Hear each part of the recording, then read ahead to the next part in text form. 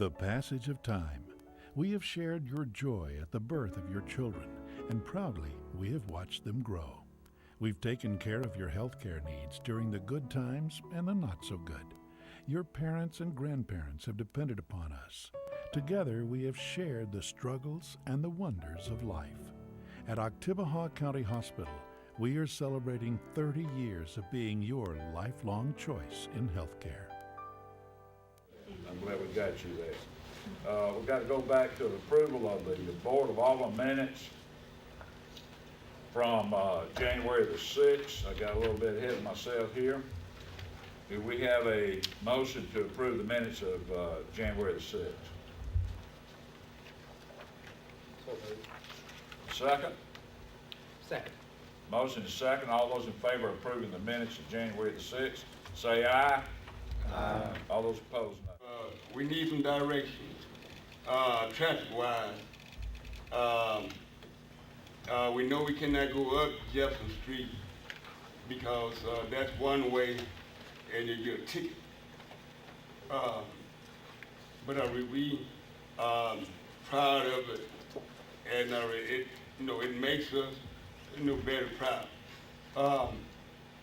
The people that's running for Ward 3, Ward 4, Ward 5, and Ward 1. We read in the paper, we would like to see those people a little closer so that we would get more acquainted with them.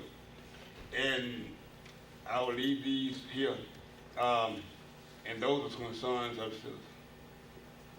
Thank you, sir. Anyone else this time? Richard Mullinack from Ward 5. All right, Rich. My comments tonight pertain to Highway 182. And I don't know, on a daily basis, this thing is deteriorating more and more and more, and I know this comes under MDOT. And a few months ago, Richard Torrey, as part of the beautification committee, he invited 2 of the representatives from MDOT. I don't think, and I don't know this for a fact, I don't think these young fellows had a whole lot of authority. In this regard, I'd like to ask you, Mr. Mayor, if you would consider inviting Bill Miner, who is the Northern Commissioner of Highway Department to Starkville, and let you show him what problems are here. I mean, we've got people here that been their entire lives, and that road has been there that way or worse in the last 50 years. I've often said I could drive from my house to Montgomery Street and take a right and drive to the Pacific Ocean, and I can take a left and drive to the Atlantic Ocean. And the worst road I'll drive over is the 182 through Starkville. So I would like to request that you consider that. Thank you. Anyone else?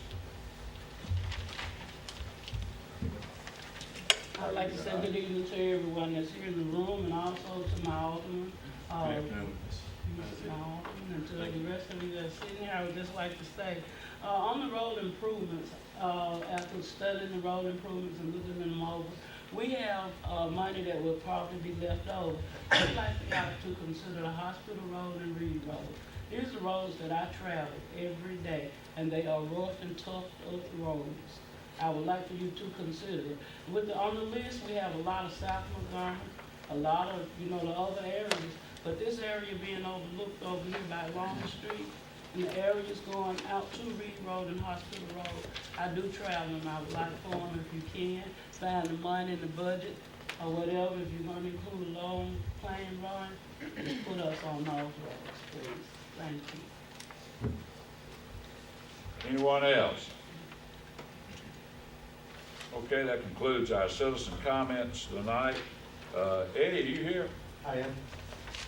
Why don't you come up? And this is the only candidate we had to apply for our school board vacancy. He's presently on the school board, and I understand he's done a great job on the board. And would any of you like to ask him any questions? How has it been this first go round? First of all, I'd like to say hello to everyone, Mayor and Board of Aldermen. Thank you for the invite and even considering considering me for the school board for another term. Definitely appreciate that. To answer your question, Alderman McLaurin, it's been interesting. I think I shared with Mayor Camp that after you got on the board you've been on the board for 2 or 3 years, you kind of have a sense of direction where you need to be going, and some of the policies and procedures that I wasn't familiar with when I was placed on the board. Now those things are actually sinking in now. So I think serving another term with some of the experience that I've gained would be a little bit easier for me now versus the first 2 or 3 years I was on the board. So it has been a trying, some up and down. It's almost like valleys and hills, a roller coaster ride. You have some good days, you have some bad days. But I also believe that, the Lord doesn't put any more you can bear. So what He has placed upon me, with the blessing of God, I've been doing great. Thank you. Any other comments? We have a motion. I would move reappointment of Eddie Miles to the school board, Board of Trustees, Starkville School District. Second. Motion and second. All those in favor say aye. Aye. All those opposed, nay. Thank you, sir. Congratulations to you. Thank you. We have a couple of public appearances tonight. We have Ms. Dixon with the Starkville Downtown Business Association requesting the city to accept the acceptance of the clock. She here? Okay, there you are. I have 2 letters for you. Good evening, Mr. Mayor and Board. I'm just going to read these, and I'm going to leave them with you, but please let me know if you have any questions. In reference to the clock, as part of the downtown beautification project, the Starkville Downtown Business Association took on the project of securing a clock for the street corner at Main and Lafayette Streets. The Starkville Downtown Business Association coordinated fundraising efforts with donors including the ladies of the Starkville Civic League and Cadence Bank, as well as many other private donors. The association would like to express its appreciation to the city of Starkville for providing the foundation for the clock as well as the power for the clock. The association and its board of directors would like the city of Starkville to accept the Downtown Business Association's donation of the clock. And the second item is in response to the presentation given by Edward Kemp and Lynn Spruill at the association's meeting on February 12, 2009. The association and its board members moved to assume expenses for 4 bike racks at the cost of approximately $500, with installation being provided by the city of Starkville. We appreciate the city's vision in making downtown a bike-friendly town. And we'll leave those for y'all. Thank you. Thank you. Mr. Mayor and Board, since we have heard the request and for 2 specific things, I would move first that the city accept the clock downtown for perpetual care and maintenance, and that we thank the Merchants Association for their efforts in originally bringing this addition to the city. Second. Motion and second. All those in favor say aye. Aye. All those opposed, nay. And second, there is in your packet a delineation of the proposed bicycle racks downtown.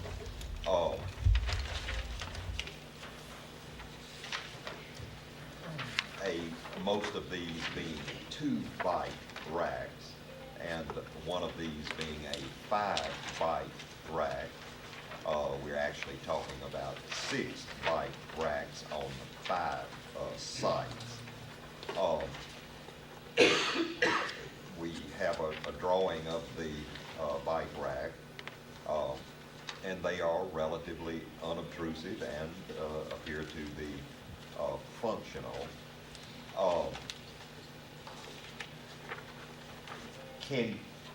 I believe 2 have already been purchased, and we were asked to purchase the remaining 4. The remaining 4, We purchased these 2 in front of City Hall we Last- authorized it last.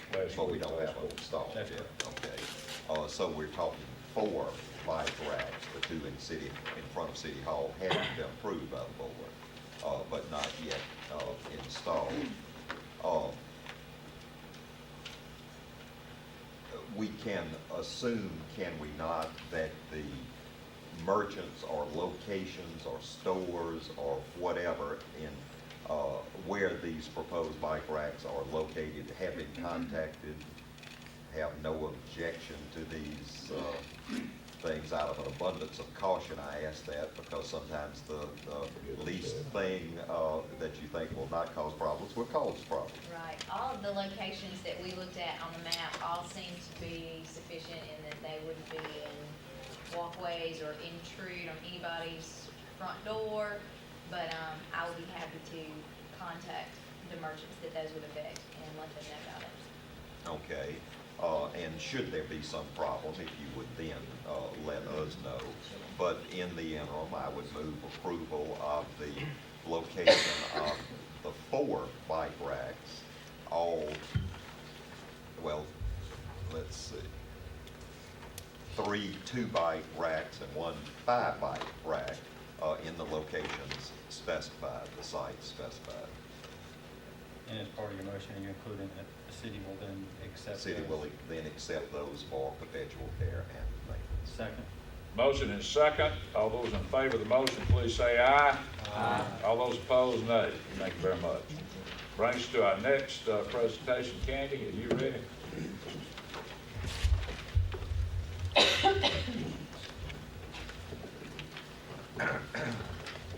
Good evening, Mayor and Board. How are you tonight? We are just tremendous.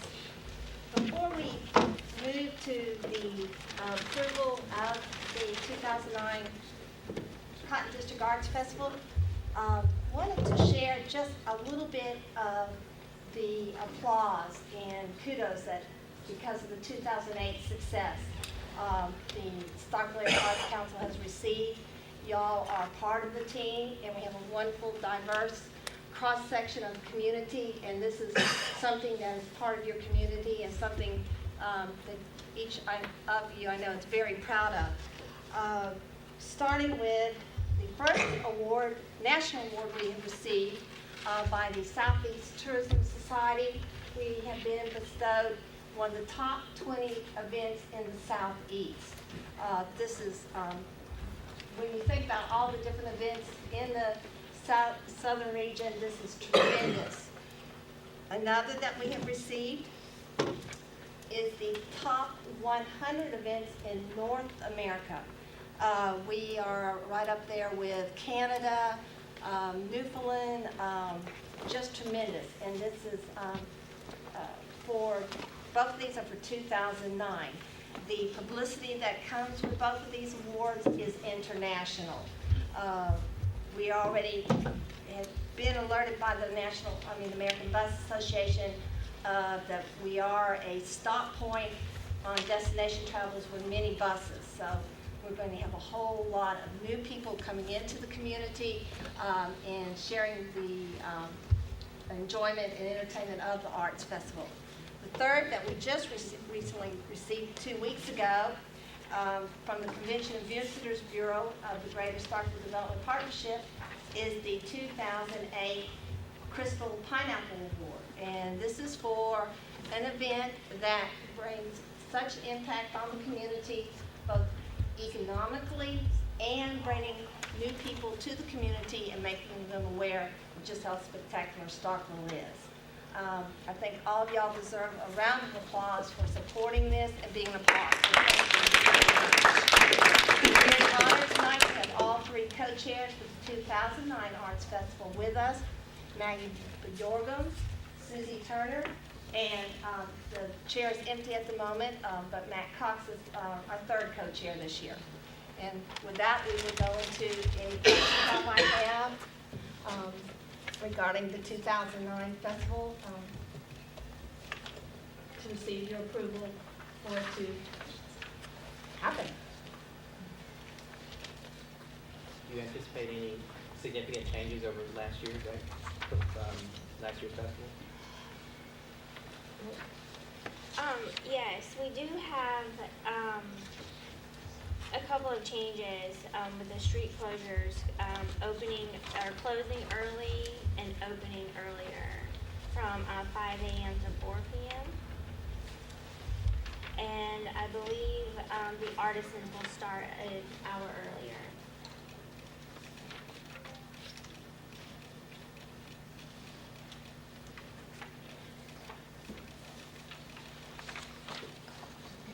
You have, I suspect, checked with all the appropriate city department heads relative to their input, police, fire, electric, so forth. We had a meeting with them 2 weeks ago, and they had already given us a blanket approval and was very acceptable to all the ramifications.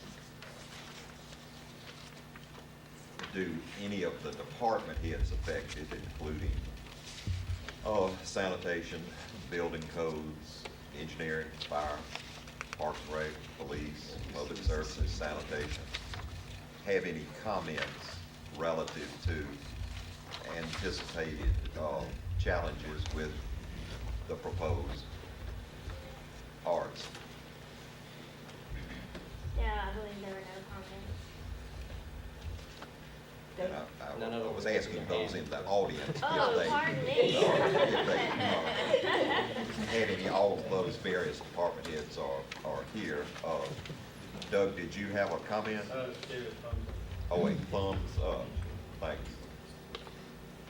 Mayor and Board, unless there are any other questions, I would then move approval of the appropriate street closures as provided along with, sorry, Chief, did you? It just needs to be pointed out that this is gonna be at the same time as Super Bulldog weekend, so we're gonna have a little bit bigger weekend than we usually have, and I just want to make everybody aware of that. We're fine with it, we plan for it, but it'll be, a bigger event this year. Then move approval of the request with the appropriate street closing times provided along with support from city services. Do we have a second? Second. Motion is second. All those in favor say aye. Aye. It does pass. Thank you. Thank you. It's a shame we can't get all our good events on different weekends, is it not? But sometimes they complement. And it's just gonna be tremendous. We have just multitudes coming, and as long as they say if you can feed them, they will come, so we're addressing all of that. Very And good. one more invitation, we would love to invite each member of the board to be a part of the welcoming committee that Saturday morning. We'll be serving bagels and biscuits and coffee to all the artisans as they are setting up, and we'd love to have each of y'all maybe be on the golf cart and go by and say, hi, would you like to participate with us? So just call my office and we'll sign you up. Well, thank you. Thank you. What time? Well, most of us are getting there at 5 a.m., but y'all don't need to get there till 6:30 a.m. Okay, we have no public hearings tonight. The mayor's business. I'm asking for consideration of appointing a standing sidewalk committee for the purpose of making recommendations for proposed sidewalk ordinance and for an oversight body, very similar to the beautification committee, for regular sidewalk improvement projects. And it'd be one person from each ward, and we will come back with a recommended list of people from the various wards for this committee. I call it the young grumpy people, whereas we have our grumpy group on the beautification committee.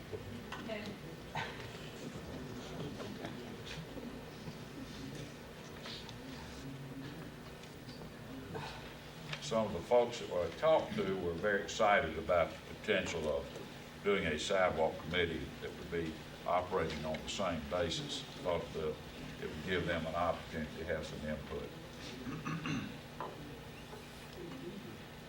Well, the beautification committee certainly has been an active and vocal committee.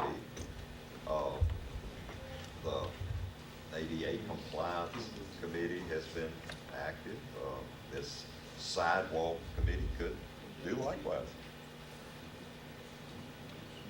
I agree. I'm actually a member of a sidewalk committee for Starkville Motion, and it's something that's important to me. So anything that will help go towards improving the quality of the sidewalks in this town, I'm in favor of. So unless there's any other comments, I'd be fine to make a motion to approve the creation of the sidewalk committee with a representative to be appointed from each ward.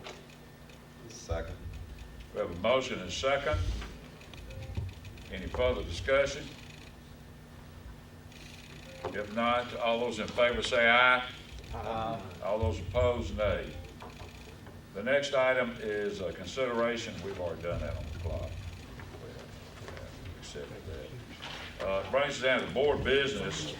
Randy, this is considering our resolutions of finding to determine the passage of the bond. If you want to come up.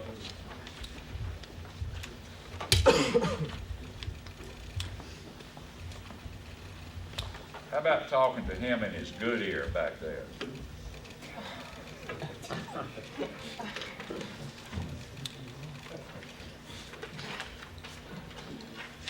Randy Long, Bond Counsel. You have two resolutions to consider. One will be the resolution the first would be the resolution authorizing the issuance of bonds. Publication has been properly made, and this would adjudicate that the notice has been properly made and authorize the issuance of bonds. And if I say authorize the issuance of bonds, it would authorize the $6 million with not more than 3 to be issued prior to July 7th. Mr. Mayor and Board, I would move then adoption of the resolution finding and determining that the resolution declaring the intention of the Mayor and Board of Aldermen of the City of Starkville, Mississippi, to issue general obligation bonds of said municipality in a maximum principal amount of $3 million, adopted on the 20th day of January 2009, was duly published as required by law, that no written protest or other objection of any kind or character against the issuance of the bonds described in said resolution has been filed by the qualified electors, and authorizing the issuance of said bonds. I'm sorry, that it's the other one. You want the other one, this one later. Right. Okay. We have 3 items relative to bonds, so he wants them in this order. First then, so, Sorry, right, repeat. all that's okay, they were, in a different order.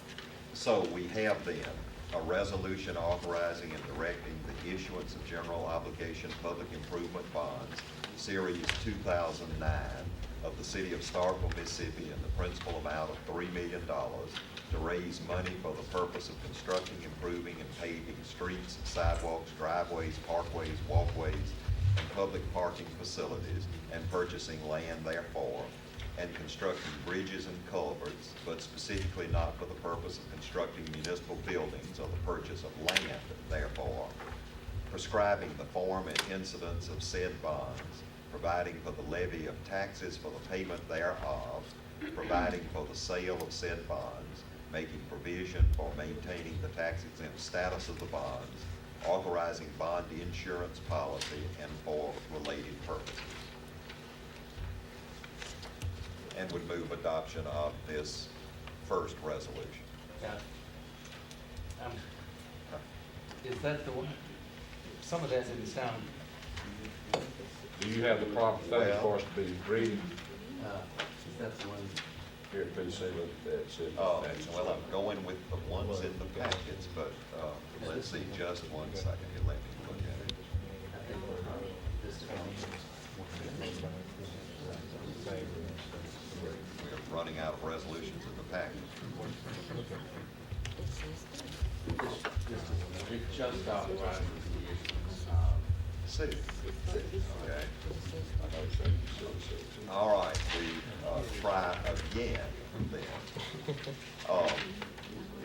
I move adoption of a resolution resolution finding and determining that the resolution declaring the intention of the mayor and board of aldermen of the city of Starkville, Mississippi, to issue general obligation bonds of said municipality in the maximum principal amount of $6 million, duly adopted on the 20th day of January 2009, was duly published as required by law, that no written protest or other objection of any kind or character against the issuance of the bonds described in said resolution has been filed by the qualified electors and authorizing the issuance of said bonds.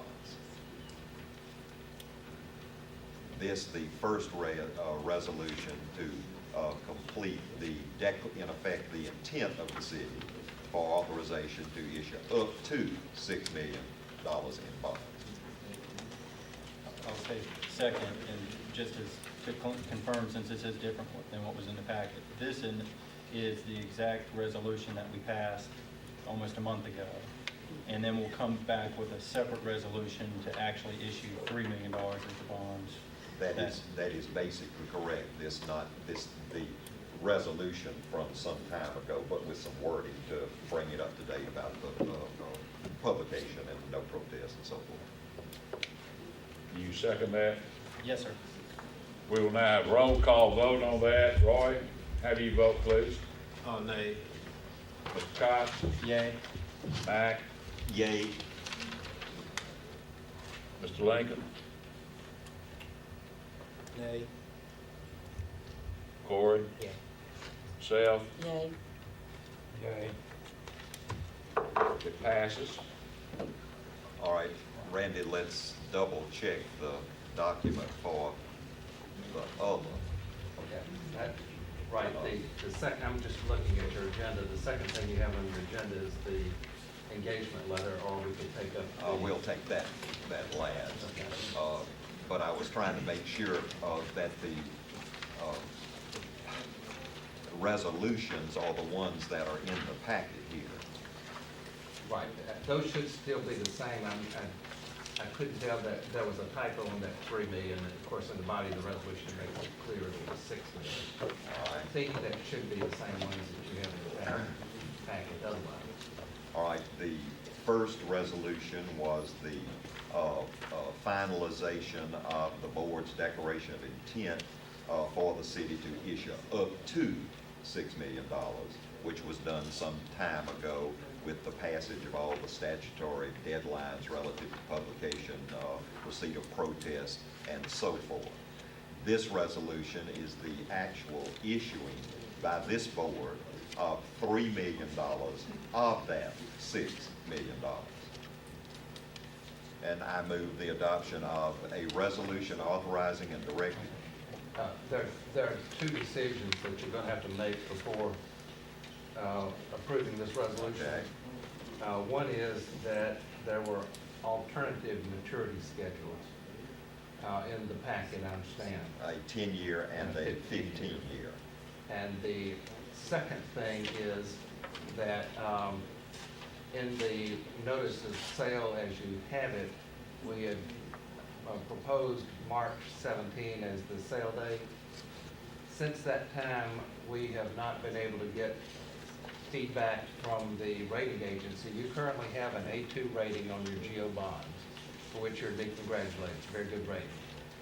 Since we've had no feedback from the rating agency on this, yet assuring us that we can meet that, they can meet the schedule for us, I think the earliest that we can have the sale would be a week following that, or March 24, anytime March 24 or after, include up to, you could have a recess or special meeting, or you can have it on your regular meeting in April.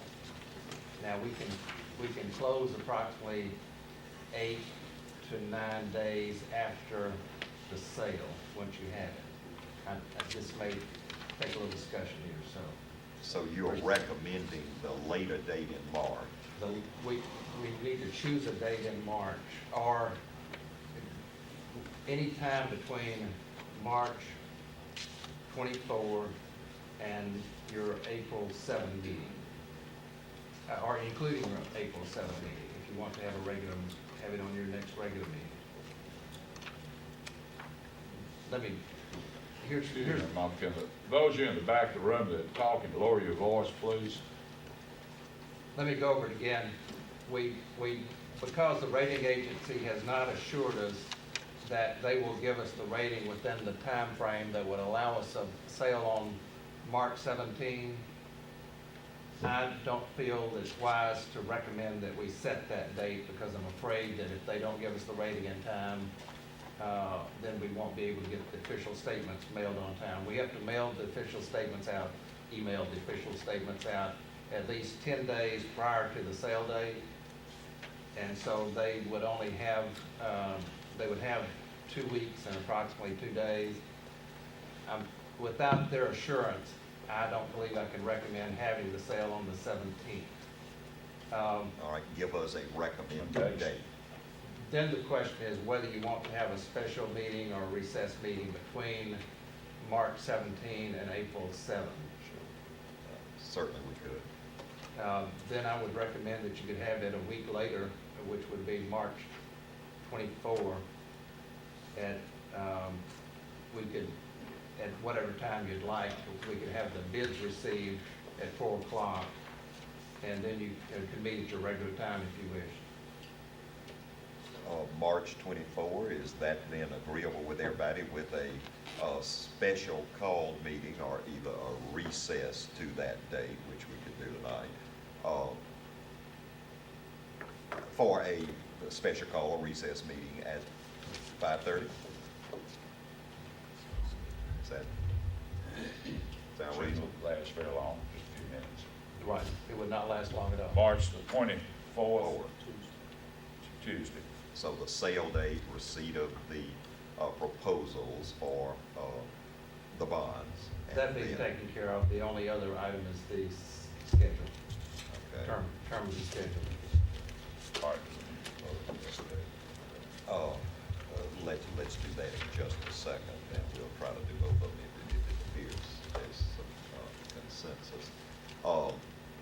Ms. Spruill, it's my recollection that all of the initial financial figures and the things that we have discussed for months now were based on a 10-year That's correct. schedule, is that correct?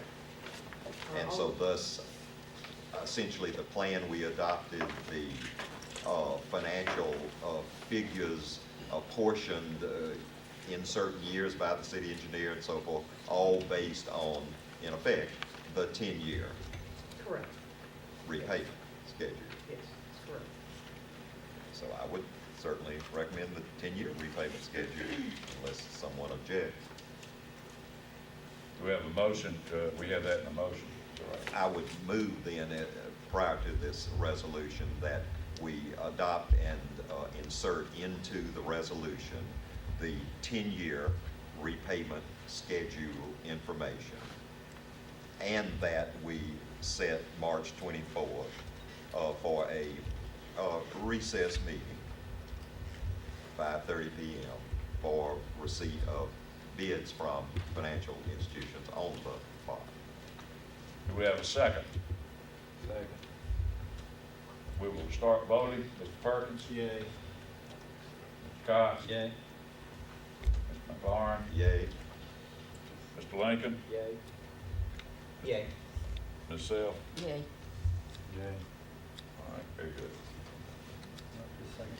Mr. Mayor, just as a point of clarification, the annual debt service for what we just selected then comes in at $365,000. That's an estimate. And estimated, that's correct. And in round numbers, that's the figure for all the period of time. That's right. Give or take a little bit here, there, and yonder. All right, with those decisions and insertion into the resolution at the appropriate places of those decisions,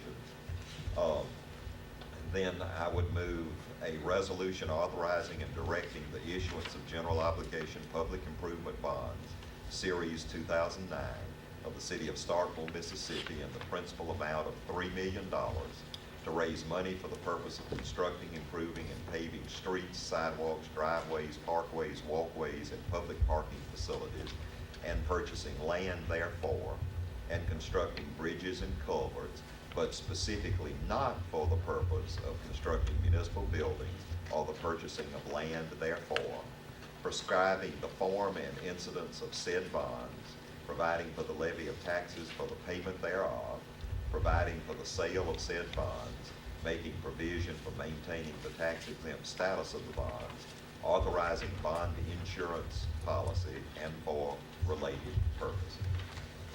Second. Motion and second. Mr. Perkins, how do you vote? Yay. Mr. Cox? Yay. Lauren? Yay. Lincoln? Yay. Ms. Self? Yay. Mr. Davis? Okay. Thank you, sir. So we'll look to you on the 24th. Next, Mr. Mayor, so that he can be here on the 24th, I would move the engagement of the firm of Watkins, Ludlam, Winter, and Stennis, specifically Mr. Randall B. Wall, representing the firm, as bond counsel for this general obligation public improvement bond issue, under the terms of the engagement letter that has been sent to us. Second. Motion is second. All those in favor say aye. Aye. All those opposed, nay. Thank you, Mr. Walker. Brings us down for consideration of the finalization of 2008-2009 fiscal year capital improvement projects for the street improvement program. Our city engineer is here with his recommendations.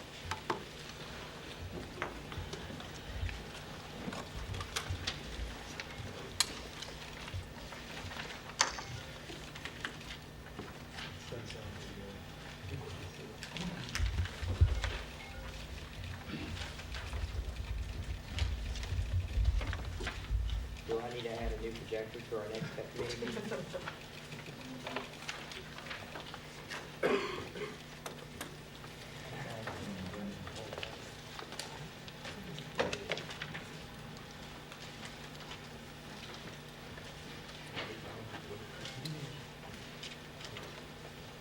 Maybe in lieu of one of those cameras, the police chief and elected department general manager could flip it.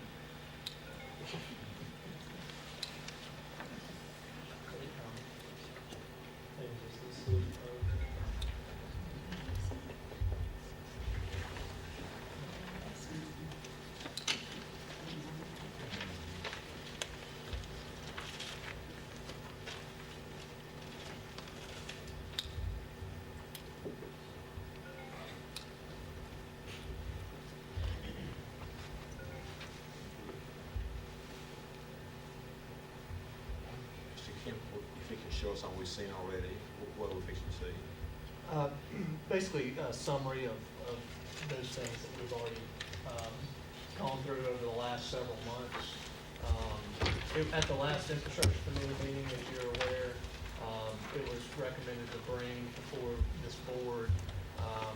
We've outlined our initial $3 million worth of work in our 4-year road plan, but we have $4 million budget. So it was recommended to bring before this board where we are, and so we can allocate that extra $1 million. And I don't know if this thing is going to work or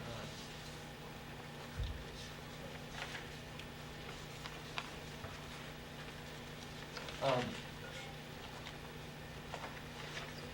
I guess most of the information is in your packet. We want to maybe just scratch the projector here. Engineers should always be able to talk without. Absolutely. We have the 4-year capital improvement plans in your packet. This was approved by the board a month or two ago. Basically outlines $3 million worth of work every year. In year 1, we have half of Pat Station. We have 1/3 of our capital improvement drainage projects, and we have our priority 1 maintenance projects according to you all have seen this numerous times, the big street improvement list, the priority one, and then half of the Lynn Lane obligation, and that totals up to be $3 million.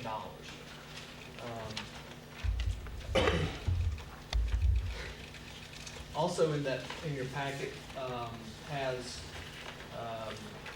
our project priority, and this was, gone over and established in the work session.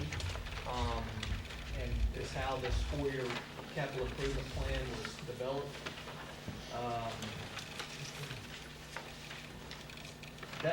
As far as streets, that's basically the information that I have and was going to present tonight. And I guess open it for discussion on the additional $1 million. Mr. Mayor, may I be recognized? You may. I agree with the schedule that we set out when we announced our bond issuance. And it does provide for $3 million worth of work each year, divided between roads, drainage, as well as some federal transportation projects. Because we put those in $3 million brackets, it worked out very appropriately over those 4-year time period. But as Mr. Kemp was just saying, that we do have $1 million of additional work that we can do this year, and I would propose that we move forward some capital improvement projects. And the idea is this, is that we are starting to see an additional hospital corridor develop for offices and services that are not just located at the hospital and the office park around that, but we're now seeing at Stark Road in Old 82, Dr. Ezra's clinic, new Starkville Oncology, and those patients are seeking services throughout this corridor, and currently they're traveling from Stark Road to Reed Road and then on to hospital. And as we've seen and heard Alderman attest, those are two roads that dramatically need our attention. And so I look at this as an economic development issue and certainly also a safety issue as it relates to Reed Road. So I'd like to see us move forward those projects. That allows us to keep the same order that we had, $3 million each year, as we divided, just move up some items from a capital improvement standpoint to enable us to put our best foot forward as it relates to our hospital and medical services.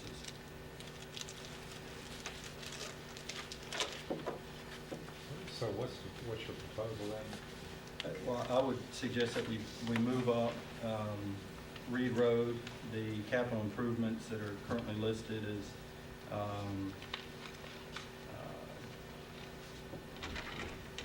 Reed Road, Highway 182 to hospital, which comes in at $399,000, which is widening, overlay, and striping, as well as Hospital Road from Hiwassee to Reed, that's $396,000.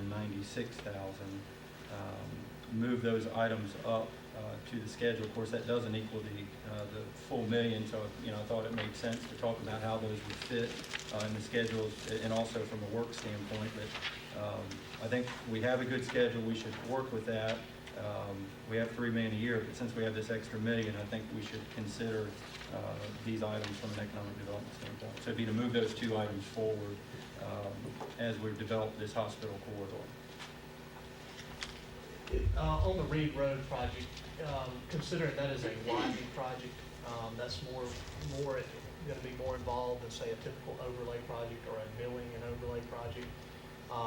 It's going to have to be engineered. We got to go out, potentially get right of way. We got to do surveys, and that's not something that's going to be feasible for this summer in order to get all the engineering done, the bidding documents, and the construction done this construction season. So I don't think that that's a feasible alternative. I agree on construction, but we certainly can get started with the engineering starting. Yeah. That Right. involves a certain amount of cost, and if we don't include that in this list, then we'd be looking at next season before we even got started. And I think from a public safety standpoint, and I would expect myself as a strong thought on this, that we should be getting started on that rather than waiting until 2012 as our current project date. You are correct. I do have a strong concern, and I have already discussed those concerns with Mr. Kemp. And I knew that this was a project that all we could do is get started on it. We can give the authorization, and it can be spread on the minutes that we will start this project, but I know that this is a project that cannot be done in '09 and completed because of the fact that we first have to do engineer studying, we got to do right-of-ways. So I know that it is a extensive project, but I had talked with him and had expressed my desire to have it moved up so that we could begin the process. But I knew that it cannot be completed in '09. But I would like to see it moved up as a priority one to begin some of the work that will have to be done in the studies on Reed Road. Ed, on your information, you've got $400,000 on the estimated cost. Is that inclusive of all those right-of-way issues, engineering costs, or is that just strictly? We won't really know how much right-of-way until we go out and survey it. But I mean, does it have a general cushion built in there for right-of-way? We do have some cushion built in, and it's my hope that we can go out there and do everything within the right-of-way that we've got. But until we go out there and study it, we don't know. But there is some contingency built into that on unforeseen things that come up. But you're making no representation that that amount would cover the cost of the Reed Road project. It's just an estimate, based on today's prices. So things could definitely change. Right.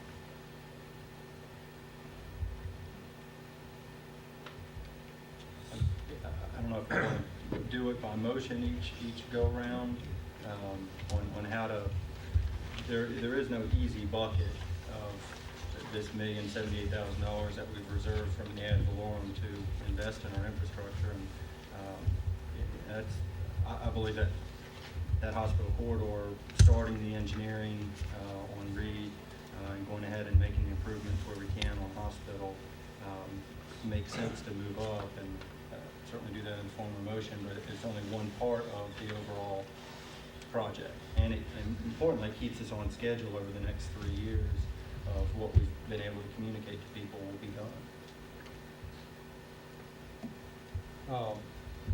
When we're talking about this million, we need to remember that we've already spent money out of that million, or committed money out of that million, in the sum of $150,000 on right-of-way acquisition at Pat Station.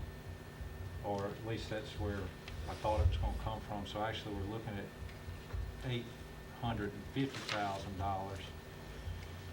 Then you would have, I would say, you need to go on and commit the money to these road projects, which if we were to do them, and as we've said, this is an estimate on 400 for a widening project, which may or may not cost that. So you're quickly running out of your million there.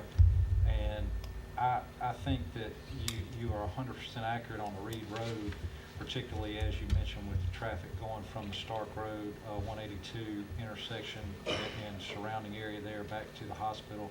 It's kind of amazing to me when you look at Reed Road and the fact that it's only 24 feet wide along that stretch.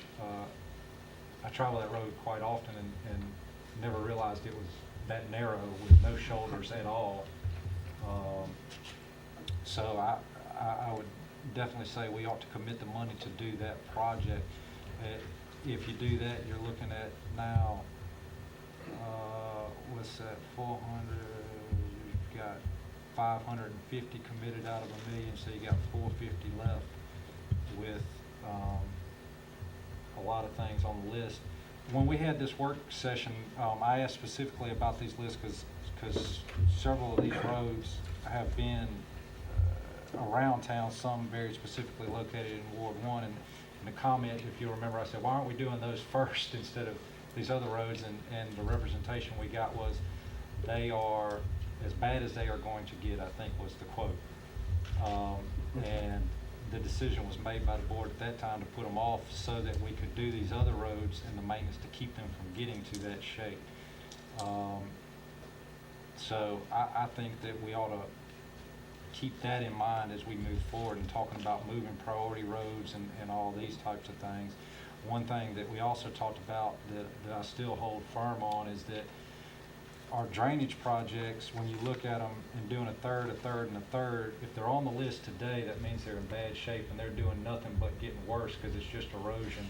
And if you don't take care of drainage issues today, they're going to deteriorate more quickly and cost more money than actually a road would. Because if you start looking at some of the drainage projects we've got on here and the cost of riprap and doing that, some of those projects in and of themselves are in the $300,000 range when you start adding the riprap and that sort of thing to it.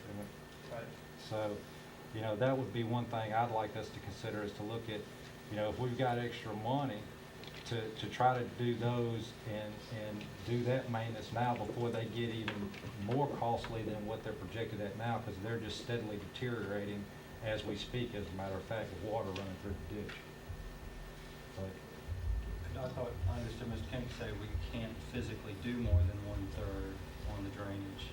So since we already have 1/3 scheduled, you know, that's part of the problem, is just the amount of work that we can physically do in this construction season. And that was a representation that had been made around drainage. I think that we could probably do more than 1/3 if we got down to it. There's contractors out there that are certainly ready to work, and it wouldn't be as obtrusive as the roadway project when you're in the road doing, you know, having to adjust traffic. The only issue with going above and beyond the 1/3 is acquiring all those additional easements for those extra projects, which is an unknown variable. So what was the thought process of us splitting out drainage projects over 3 years? Was it just to make the numbers work? It was to get the $3 million. That was the, I guess, the direction that I was given. Give us your best priority for years 1 through however long it takes to get caught up to speed at no more than $3 million per year. And I think an attempt to do a balance of streets and drainage. Right. That's what came out of the work session, is to add the drainage to the discussion, which we previously not had. And in reference to the work sessions, all of you know, and Ed know, that every work session we had, I always brought up Reed Road. I don't care where we got in the work sessions or what we were talking about needed to be done, I always brought Reed Road up and said that it needed to be moved up, so I'm not gonna back down on that one. And then we kind of get into it now. We're picking one over, and that does, you know, once you open that back up, and that's why I think there is a way to consider this in multiple ways. And since we're looking at that final $1 million, it seems to me that it'd be appropriate to spread that over multiple priorities that we have. Since we're only able to do a certain amount of Reed Road, primarily the engineering and surveying, would you estimate that's $50,000? Add in Hospital Road, that's $400,000, that's $450,000, then we can do an additional $400,000 to $600,000 in drainage, since we're now representing we can do that this construction season. It seems like everybody wins in this scenario, and, you know, other than the university, the biggest asset we have in our community is the hospital, and it seems like we would want to make sure that we're prioritizing that from an economic development standpoint. and I agree, and I'm just saying we better lock down the money on the Reed Road project while you've got it in the budget. The passage of time. We have shared your joy at the birth of your children, and proudly we have watched them grow. We've taken care of your healthcare needs during the good times and the not so good. Your parents and grandparents have depended upon us. Together we have shared the struggles and the wonders of life.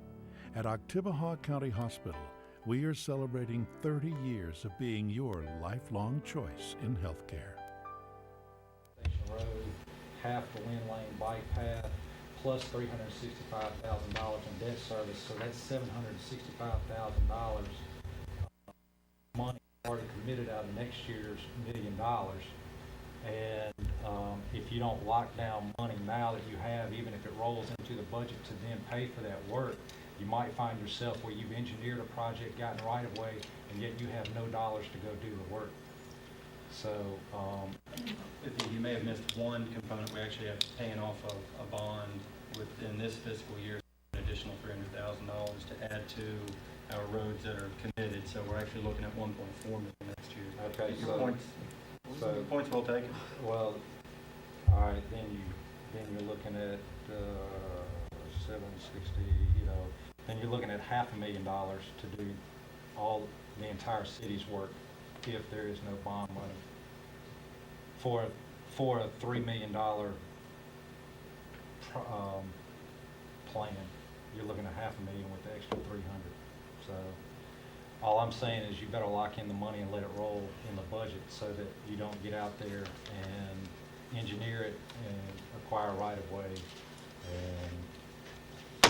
And I'm gonna interrupt.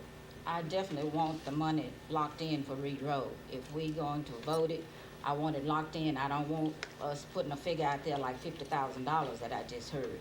I want it locked in that we will start the project and we will complete the project. Because I think it is very crucial that we do Reed Road. I refer to Reed Road as an accident waiting to happen. If you're ever traveling on Reed Road and there's an emergency vehicle, you cannot even obey the law because you have nowhere to pull over. From 182 down to the Reed Road projects, that's the only place if you pull over in the driveway there.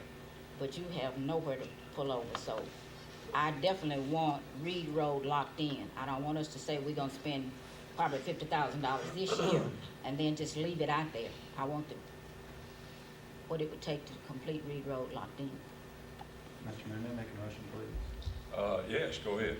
Well, it sounds like there's growing consensus around the table on what we need to work on, and I would move that for the 2008-2009 fiscal year program, we follow the schedule that we established at an earlier board meeting, which was $3 million roughly for the half of Pat Station roadway, approximately 1/3 of the capital improvement drainage projects, all of the priority one roadway maintenance projects, half of Lynn Lane multi-use project city obligation, and the remaining road funds that are available from ad valorem that we prioritize the Reed Road capital improvement program, the Hospital Road capital improvement projects, and any balance left over go to drainage programs. Second.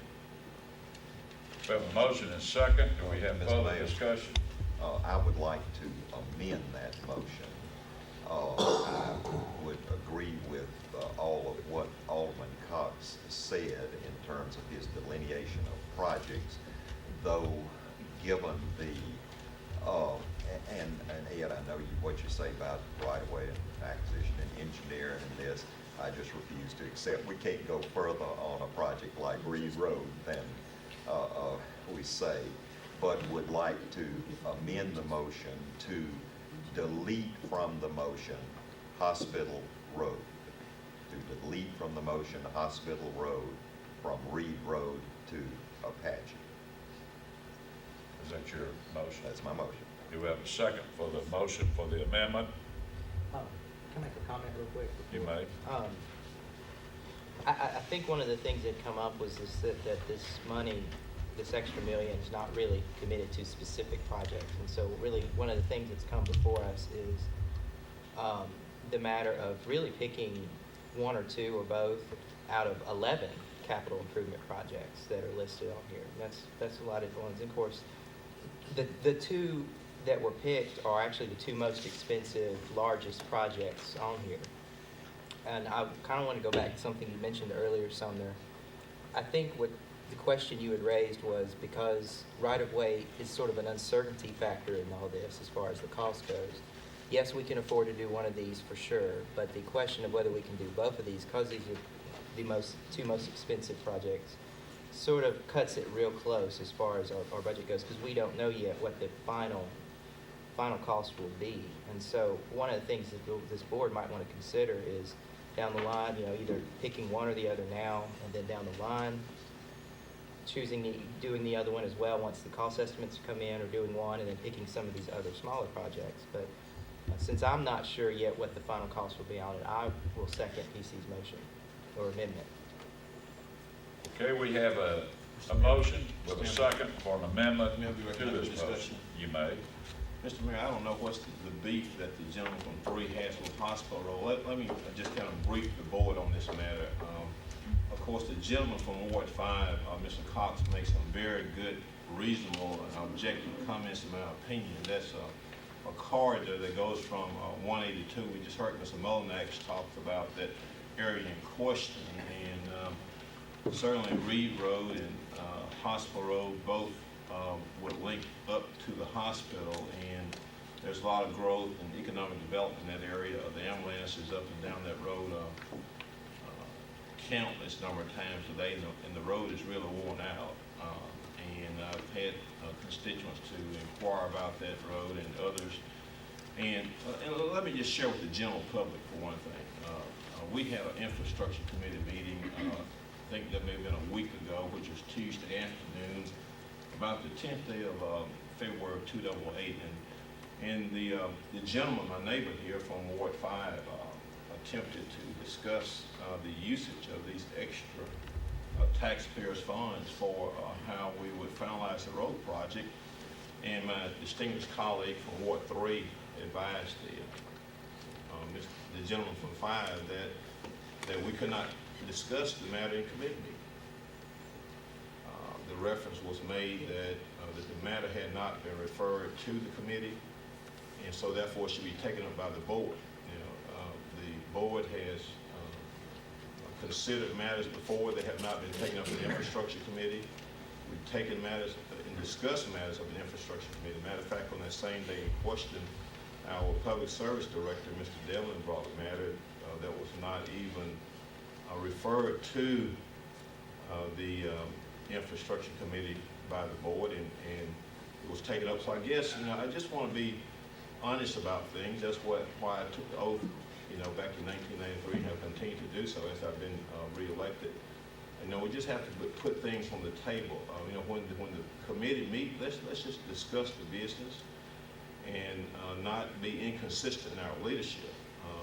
And I'm not saying anything new that I didn't tell the chairman in the committee meeting. Here both of these roads are in need, and we talk about the stimulus money that's going to come to the city of Starkville, and the amount of money that came to that may come to Starkville. Most of the roads, in my opinion, were identified on the south side of Starkville. I said that in committee meeting. And, likewise, it was mentioned to me that the criteria has already been put in place. So it seems like it's something that's not being made known publicly. It's why you're going to cut out Hospital Road. Hospital Road, in my opinion, is in dire need. It's certainly going to benefit the people who come in off that west end. It's the link on the west side of Starkville to those people who come into that town. If you get out there and just look at the traffic every morning, 8 o'clock, 5 o'clock, midday, the traffic's up down the road. The road's been patched just countless times, and I think some of the aldermen here have traveled that road, and those who have traveled this road, I don't want to speak for them, but I think it'd be a logical conclusion to attest that it needs to be done. And so hopefully the board will go ahead and proceed with defeating this amendment and allow the money to be appropriated in support of the gentleman's motion. And I think it'll be a good use of the taxpayers' funds.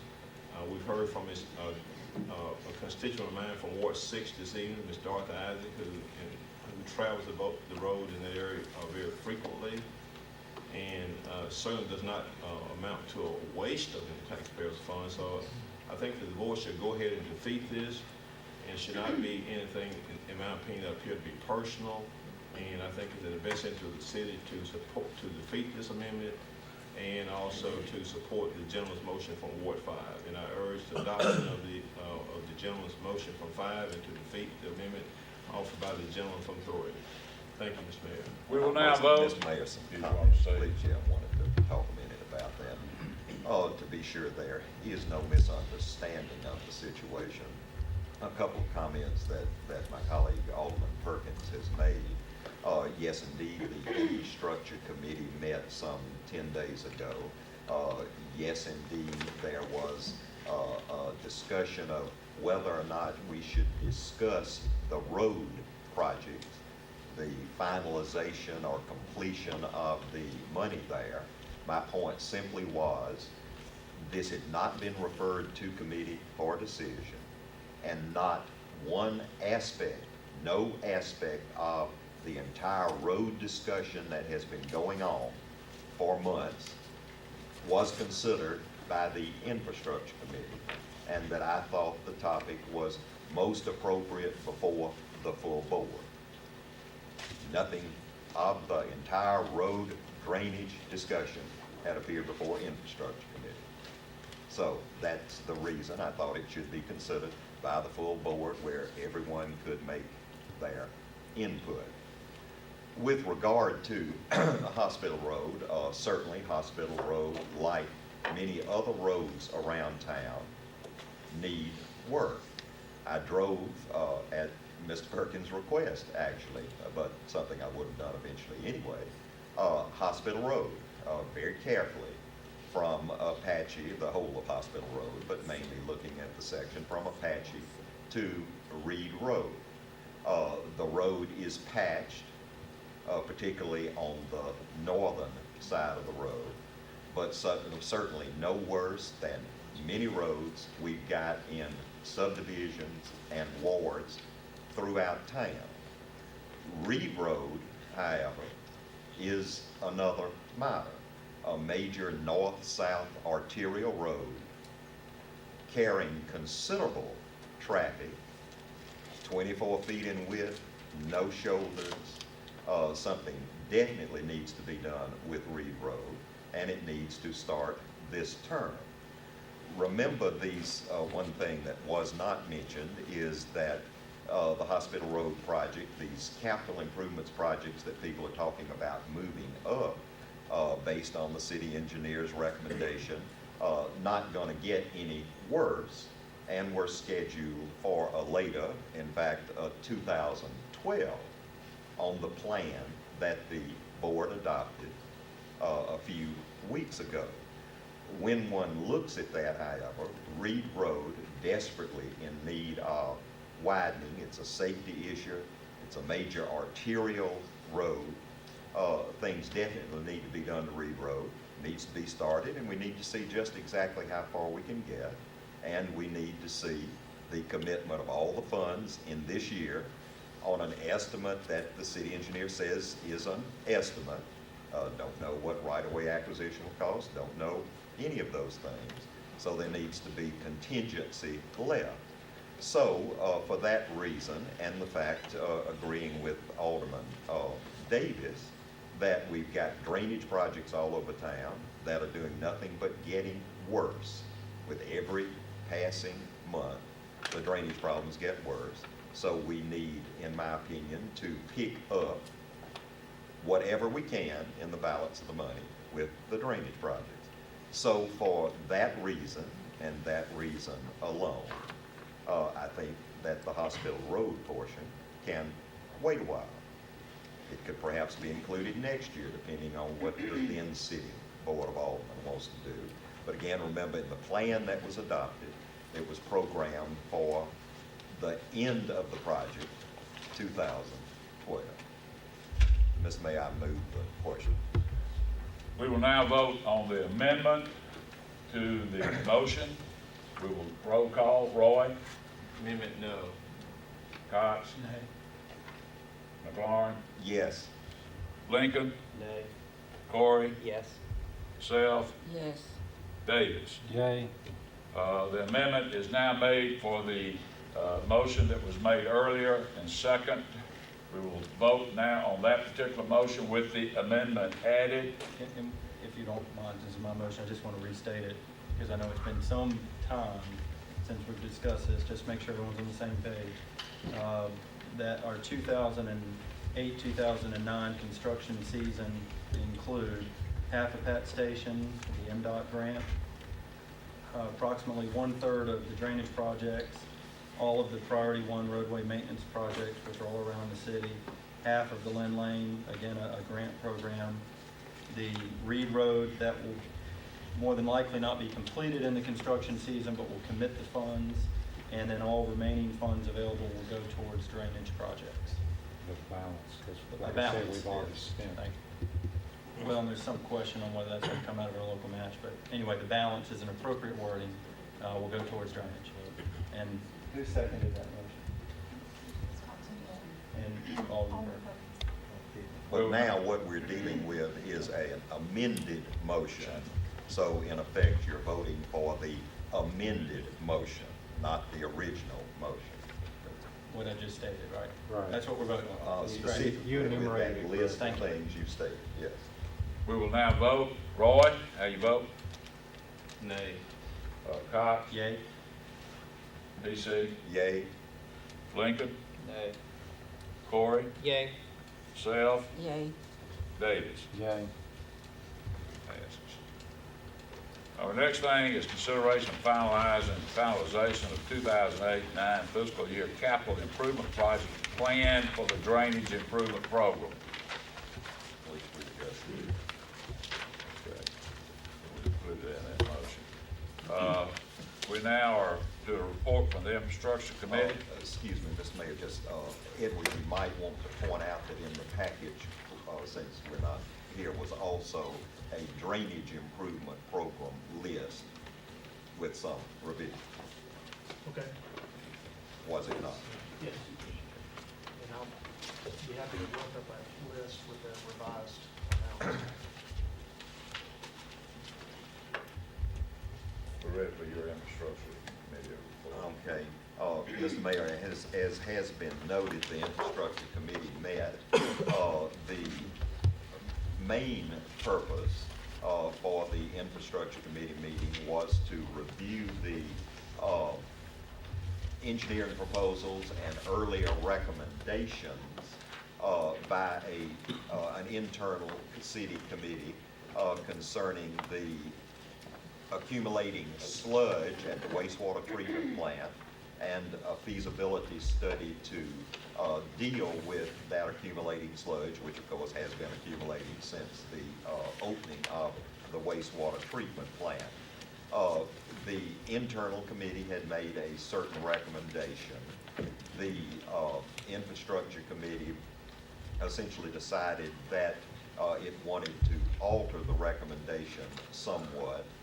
And so we bring to you the recommendation that for the feasibility study of the sludge lagoon at the wastewater treatment facility, that a local engineering firm, Clearwater Consult, be hired to conduct the feasibility study.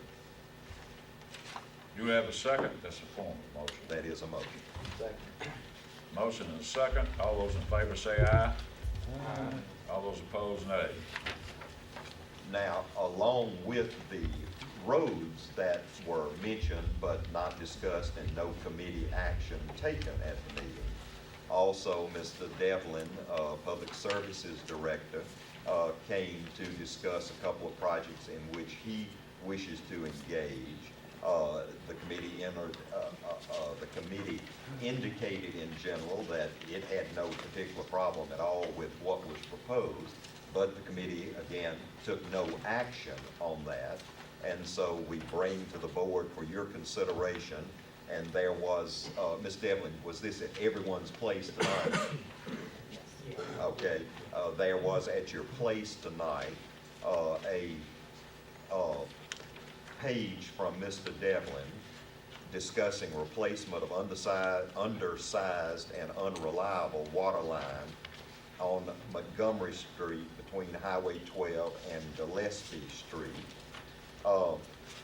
He indicates that the 4-inch ductile iron pipe presently in service is completely unreliable for fire protection and a variety of other ways.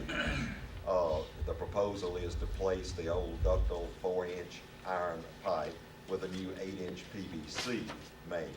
The estimated cost included in the public services water sewer budget is $30,000. So we bring that item for your review and approval if you so desire. Make that formal motion, please. And I would move that we give formal board approval to this project. Do we have a second for that? Second. Motion and second. All those in favor say aye. Aye. All those opposed, nay. It does. Mr. Corey? Sure, I'll keep this short because our meeting in February was a continuation of the meeting prior to. The two main points that I wanted to bring up before the board was that 311, which is the non-emergency number that we had approved back, I want to say a year and a half, 2 years ago, is finally about to be enacted. At the moment, it's going before the Public Service Commission. They'll have to look at it, approve it. Just to remind you, 311 is a number similar to 911 for people to call in the case of non-emergency situations. If there's issues where there's a tree in the road or they, need to complain about a city service, they can do so, and it'll be directed through to us.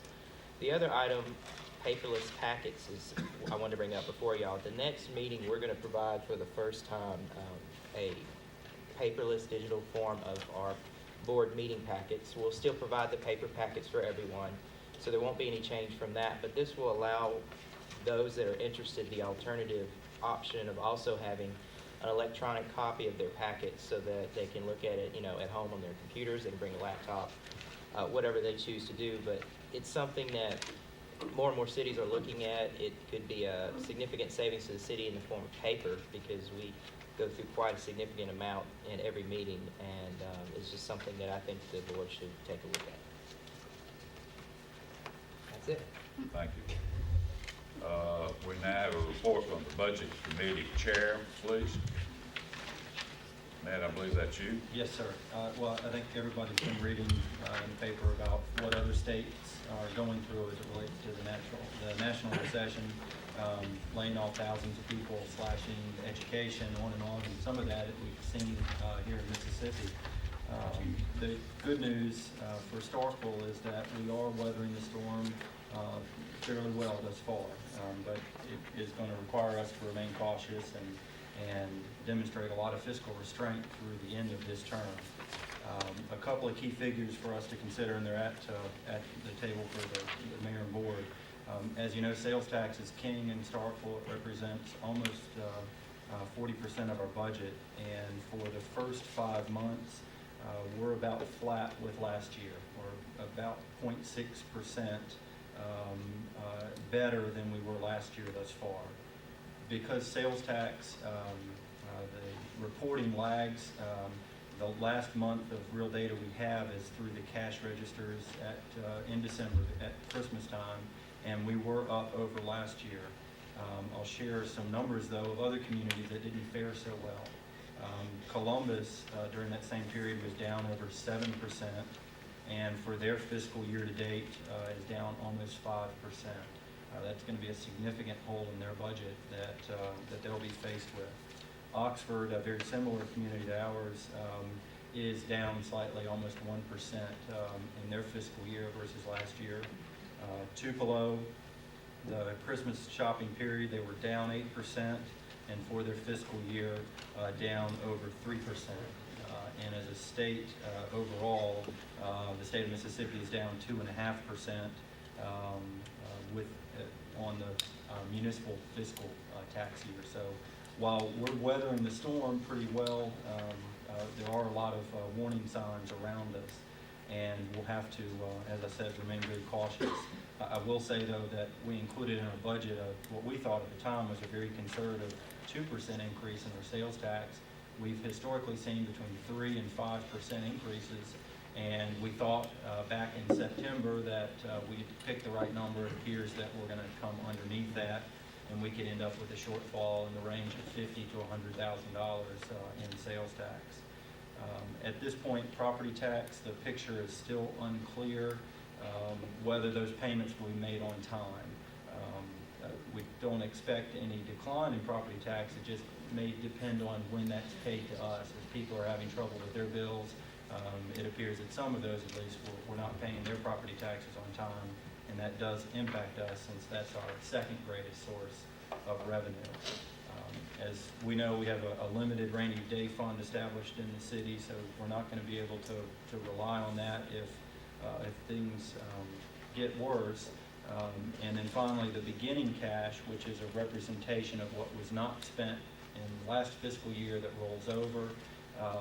As of right now, that may be short of what we had originally projected, and we'll know in the next meeting or so when the auditors complete their work to see how we are. So, as I know you're getting asked questions, how's Starkville faring?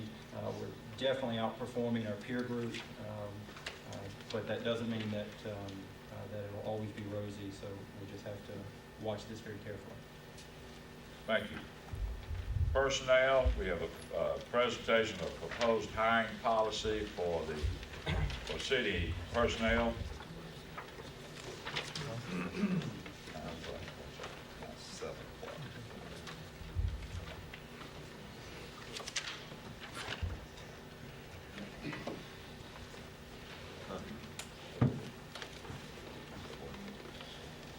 Good evening, Mayor and Board. You have before you a proposal for an addition to our personnel policy manual that will document in policy format the city's commitment to equal employment opportunity and establish a policy on filling of job vacancies. There's been some history in the city regarding this matter. If you go back many years ago, there was a decree that the city participated in Minor versus the city of Starkville. That there's been some uncertainty as to whether that was still applicable. Actually, that Minor decree was on November 4th, 2003. The board approved an order terminating the Minor versus City of Starkville consent decree. As part of that process, it was agreed that the employment policies of the city would be amended to reflect certain changes. Going forward from that, in July the 6th, 2004 board meeting, the board approved a motion amending the city's employment process. While these were done, they were never reflected in the personnel policy manual per se, and it's my recommendation that the personnel policy manual be amended to reflect that aspect of our hiring employment process. I have presented to you a recommendation for that will be an amendment to our personnel policy manual so that process will be properly reflected and can be followed as we go forward. Be glad to answer any questions that you might have concerning this. Questions from board members? Ms. Ford, I got a couple. The action the board took in, what was it, July 7, 2004? July 6, 2004. I see that you enumerated 9 of the 10 points in the verbatim into what you propose in your current policy. First off, is that correct?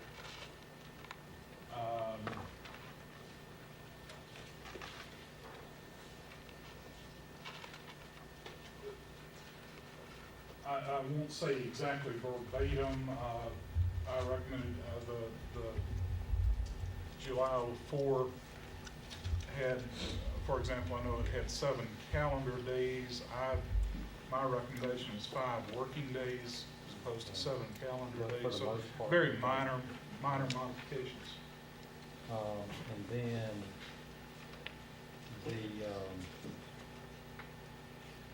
you deleted in it certain statements, specifically when the qualifications of applicants for transfer and/or promotion are considered to be equal, preference will be given to existing city employees. Did you delete that from your recommendation? Because I looked for it and I couldn't find it. And I noticed you encompass some of the language from the '04 board order back into your policy, and I was wondering where that phrase was, or if it was in your proposal this evening. I did not specifically include that. Let's see, that was,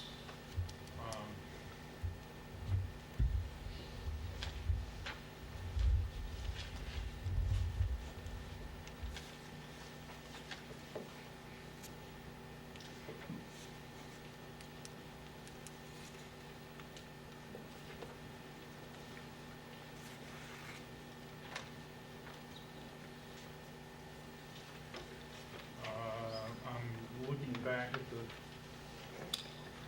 '04.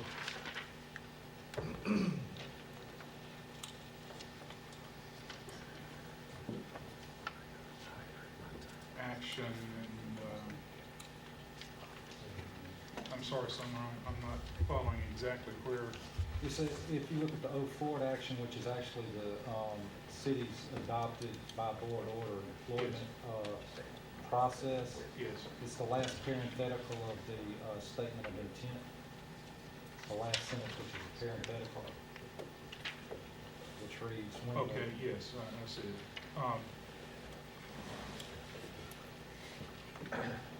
Okay, there was no intention to try to purposefully delete that. Okay. Then, like I said, there is a board order from July of 2004, which is the employment process in the city of Starkville, which was done immediately following the settlement of the minor decree, as you have already stated. The board took action on the fact that city personnel did not incorporate that into the personnel policy. This is still the employment process and hiring process, correct, for the city of Starkville? Yes. And then in yours, you have added language which establishes various things, and I'm not saying whether they're good or bad, but according to the settlement agreement that the federal judge signed in, I believe it was April, 7th day of April of 2004, before we can amend our hiring processes, we have to get concurrence and agreement from the plaintiff's attorneys. Have we done that? No, no, I'm sorry, I was not aware of that. Okay. So we can't take action on this tonight anyway, even if we wanted to, because we haven't contacted the plaintiff's attorney? I have not. Okay. So then, I guess it's a moot point. Ms. Mayor and Board, to add some things to what Alderman Davis was talking about, because apparently we have forgotten some things. Remember, historically, the city, in order to settle a lawsuit filed against the city by Willie James Minor, entered into a consent decree, the so-called minor consent decree. I was with the city at the time and indeed had a small part in writing the terms of that consent decree. The city's personnel policy was amended to follow the terms of the consent decree and rolled along for a couple of dozen or so years. In the term before this one, the board decided that, you know, here we are this many years later. Why should we still be bound by the terms of this consent decree? All of the problems that were alleged to have happened back when the consent decree was first issued by the federal judge, agreed upon between the city and the plaintiffs, have long been corrected. Let's see if we can get the plaintiffs' attorneys to modify, or release, if you will, but don't take that word and run with it, us from the terms of the minor consent decree. We hired Mr. Garrett Friedman, a well-known personnel lawyer out of Phelps Dunbar in Jackson. He spent months tracking down opposing counsel who had moved from Mississippi to Georgia. They finally, after months and months and months, got together, agreed upon something that would end the provision of the minor consent decree, but establish policies for the city to utilize in its personnel administration, policies that the city was at that time following and had been for a number of years. All of this discussion led to the plaintiff's attorneys appearing with the city in federal court and getting an agreed order issued by the judge eliminating the original so-called minor consent decree and establish broad guidelines for the personnel policies of the city of Starkville. That agreed order, as Alderman Davis points out, is what is still in effect, cannot be changed without a re-entry into federal court, dealing with plaintiff's attorneys, and so forth. Now, back to the 2004 order of the board, and this very, very specific, had a hand in writing that also. The board said, okay, we now have the agreed order from the federal court relative to vacation, and again, don't run with that word, of the minor consent decree. All right, we need to be very, very specific and adopt for our personnel policies the provisions of this agreed order. Thus, the 9 items that Alderman Davis was talking about and pointed out that Mr. Boyd had picked up in a good portion of the document. Now, why that didn't get into personnel policies or written or that type of thing, who knows? It was the order and direction of the board to implement the agreed order vacating the minor consent decree. The city's personnel policies have followed that since that particular time. It is already an order of the board. It's the personnel policy of the city. It tracks the agreed order. It can simply be incorporated into the personnel policy without any of this type of thing, just totally unnecessary. And remember, like Alderman Davis said, and I read your document, some of the changes, hey, I like, you know. But when the agreed order says 7 calendar days, means 7 calendar days, not 5 working days. And to get that changed, we've got to go back into court and try to get plaintiff's attorneys to agree to that and another agreed order. So it's not just a simple thing. I think we already have on the books sufficient guidelines for the personnel policy of the city. If now at some point we want to try to change the agreed order again, that's yet another story and a very, very, very, very time-consuming and expensive process. And then one final thing about the equal employment and opportunity part of this. That's state law and it's federal law. It's a given.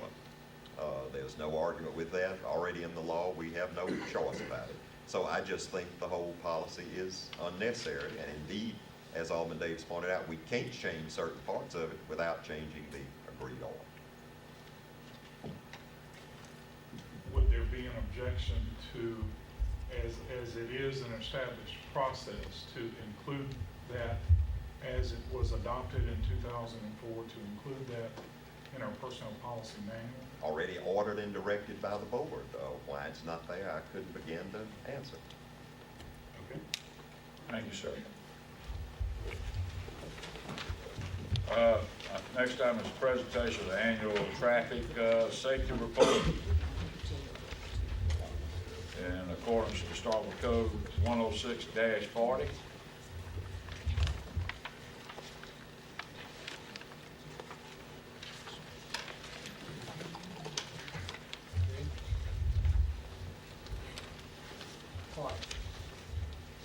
Board, this reflects the number of wrecks, accidents, if you will, crashes is what the Highway Patrol called them, that occurred during 2008, and I'll just briefly go over that with you. One of the things that you'll see that, of course, has a direct proportion to the number of traffic accidents is violations on the road. So as Rob was comparing himself to Columbus, we did a little comparison here, and you'll see that accidents are indicative of number of violations. And to give you an idea on that, although Columbus is bigger than we are, our traffic problems are somewhat more severe than theirs. We were issued 10,000 traffic tickets for 08. Columbus issued 4,000. If you want to compare that to overall crime, and again, the baseline here is 0. The baseline here starts with 210, so these bars are not reflected in that. But on felony arrest, 272 to 237. Columbus did beat us on misdemeanors, and DUI arrests, which of course directly relates back to some traffic accidents. In Starkville, we had 435 DUI arrests, and Columbus had 149. For the calendar year of 2008, if our statistics held, which I believe they will, the city of Starkville made more arrests in the state of Mississippi than any other municipal police department for DUI. So that is a ongoing problem, which we're trying to address. We went from 1 full-time DUI officer to 3, and we got a state grant because of these statistics. Chief Linda, do you want some questions now or maybe later, or what is your preference? Whatever y'all would desire. I was just going to ask, correctly if I'm wrong, the city of Columbus has a fair number of police officers, more than we do they not, or am I incorrect?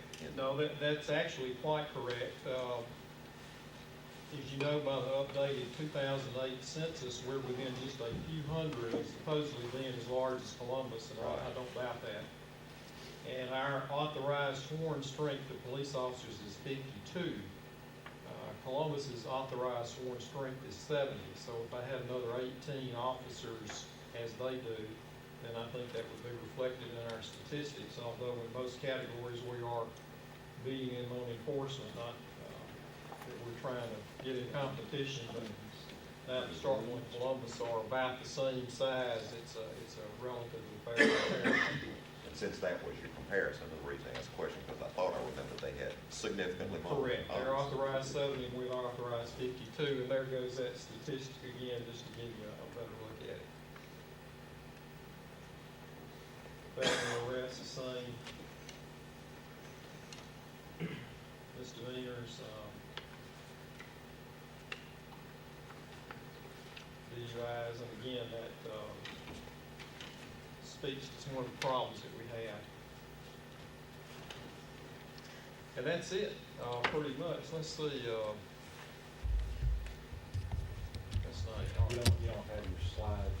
Yeah, Al put this together rather quickly, so I thought my actual traffic program was in here.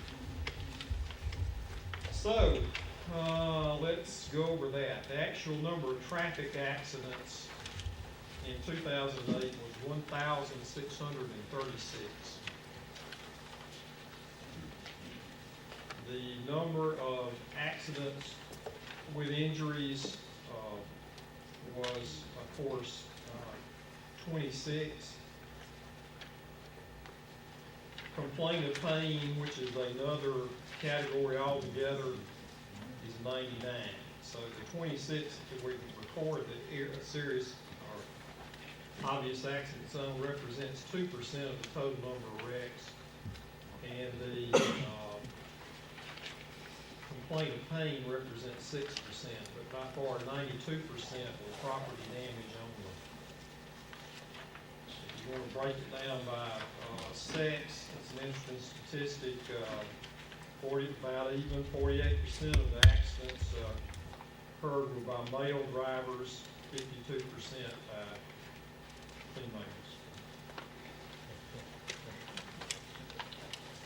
The top 10 accident intersections, no real surprise there. Highway 12 and Louisville Street. The next post treatment was Highway 12 and Stark Road. Followed pretty much down the line by Highway 12 at Kroger's, Highway 12 in South Montgomery, Highway 12 in Spring Street, and just continue on down, then we jump off at 12, go to Lynn and Park. And,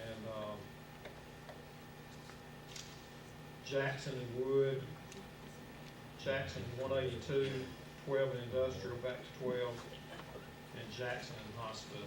So those are the top 10 accident intersections.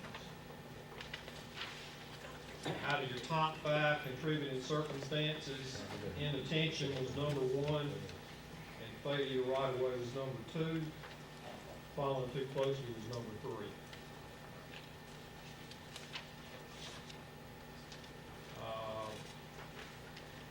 As a safety measure on DUI enforcement, we conducted 139 highway safety checkpoints. And as we referred to earlier on traffic citations, the leading moving violation was speeding, and leading non-hazardous violation was for insurance, followed by seat belts. And again, we had 358 DUI arrests. So, questions? Yes, sir. I didn't see in any of this or the slides you presented, how the figures you provided to us for this year compared to previous years, and whether we're seeing an increase in traffic-related incidents or decrease, or if it's been about the same. Okay, well, since it, just call for the presentation for this calendar year, I didn't do a, presentation compared to other years, but we're about in the ballpark where we always are. I think DUIs are up, and that's based on the fact that I think we're becoming a more and more popular social destination, and we have found that we are drawing people from as far as 50 miles away on a regular basis that come here to, seek entertainment at night, and we're getting quite a draw from the surrounding areas. And the other thing that we've experienced is a fact that a number of people not only travel to the community and do their partying, but then, of course, they have to drive home because they don't live here, and that adds to the driving situation, complicated by alcohol consumption. Other questions?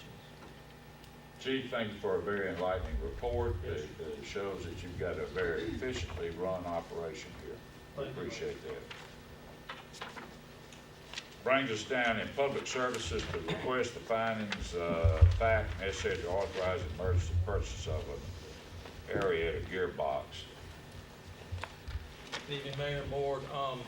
Shortly after the last meeting, we had a large production gearbox that runs one of our aeration cells down there fail, and about that time we experienced some pretty unseasonably warm weather. We could see some detrimental effects on our dissolved oxygen levels. So we made a decision in lieu of putting our permit requirements at risk and not being in compliance with the permit. We just decided we better go ahead and purchase a replacement gearbox.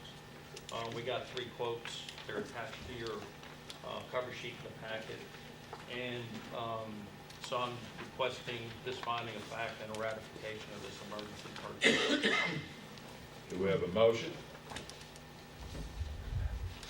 Mr. Mayor and Board, I would move that the board find as fact that the replacement of the aerator gearbox at the wastewater treatment plant was an emergency purchase, and that the public health, safety, and welfare demanded it to keep the operation of the wastewater treatment plant within appropriate limits. And the board find as fact that quotations were obtained from 3 vendors, and that the vendor giving the lowest quote supplied the aerator gearbox for installation. Do we have a second? Second. Motion and second. All those in favor say aye. Aye. All those opposed, nay. Thank you. Do I hear a motion that we approve the minutes with the consent items?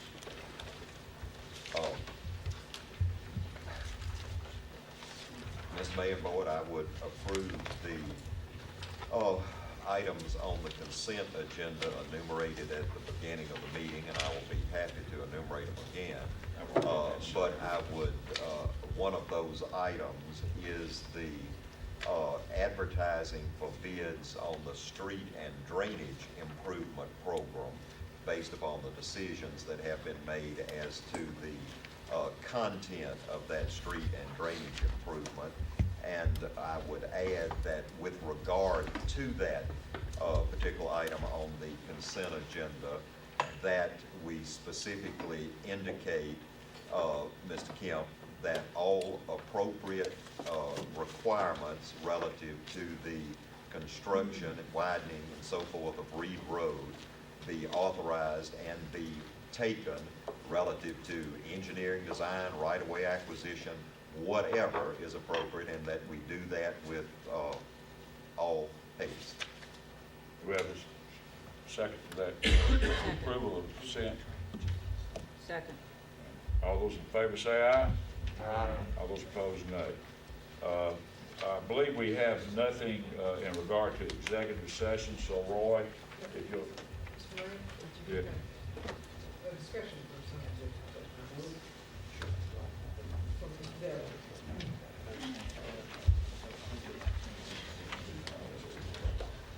All right, I hear a motion, we go to a closed session in order to discuss issues for the executive session. So moved. We have a second. All those in favor say aye.